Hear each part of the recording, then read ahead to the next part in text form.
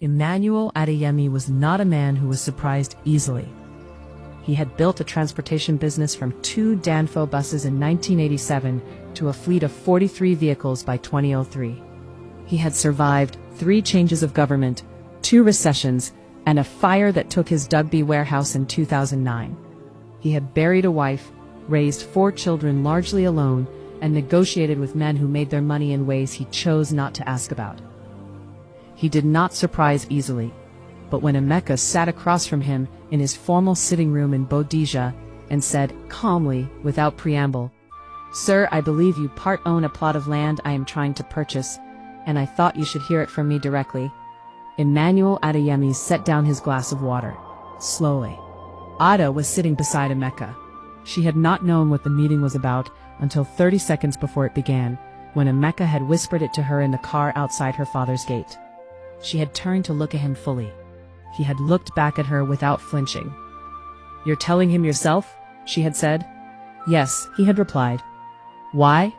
"Because it's the right thing, and because I don't want to build anything on a foundation I'm ashamed of." She had not said anything else. She had opened the car door and walked in ahead of him, which meant she was processing something she wasn't ready to speak yet. Emeka had followed. The sitting room was large and deliberately traditional. Framed family portraits on every wall, a carved wooden cabinet with glass doors displaying plates that had never been used. The smell of sandalwood and old furniture. 2 ceiling fans turning slowly above them. Emmanuel sat in his chair the way men of his generation sat, back straight, hands on armrests, presence filling the room without effort. He listened to Emeka without interrupting. That Ada knew was not always a good sign. When Emeka finished, Emmanuel was quiet for a long time. Then he said, "How did you find out?" "A colleague traced the ownership through the CAC." "Which colleague?" "That's not important, sir.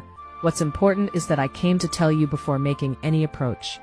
Another silence. "You came to tell me," Emmanuel repeated. Not a question, processing. "Yes, sir." "Not to ask permission."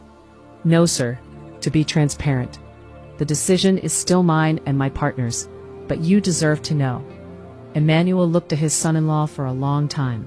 Then he looked at Ada. Ada was looking at her hands.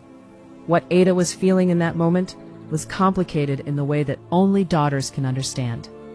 She had grown up watching her father negotiate, maneuver, and protect.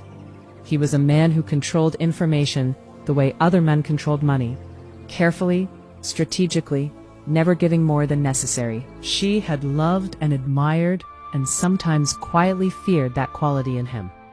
And now her husband was sitting across from him, giving information freely, asking for nothing in return except honesty.